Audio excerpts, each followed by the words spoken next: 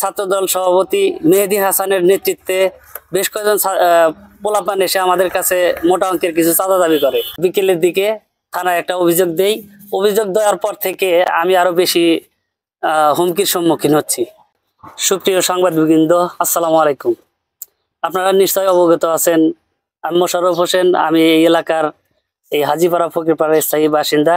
দীর্ঘদিন যাবত আমি স্ট্যান্ডার্ড ইঞ্জিনিয়ারিং লিমিটেডের সাথে কাজ করে আসছি। ইতিপূর্বে অনেক শান্তিপ্রিয়ভাবে কাজ করে আসলেও বিগত প্রায় 10-15 দিন যাবত বিভিন্নভাবে আমি হেনস্থা হচ্ছি।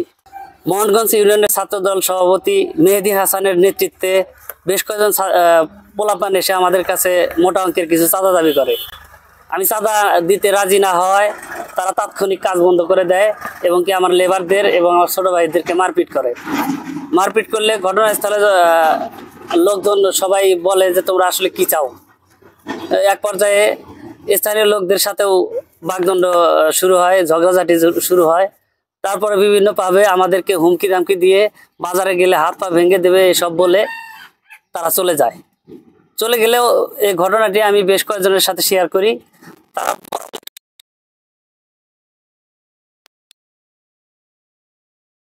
একটা অভিযোগ দায়ের করো।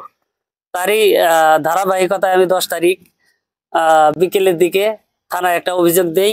অভিযোগ দেওয়ার পর থেকে আমি আরো বেশি হুমকির সম্মুখীন হচ্ছি। তো বিষয়টা ওনারা বিভিন্নভাবে চাপ প্রয়োগ করতেছে অভিযোগটা উঠে আনার জন্য। যেহেতু সত্য ঘটনা, আমি চাই এই অভিযোগই থাকবে।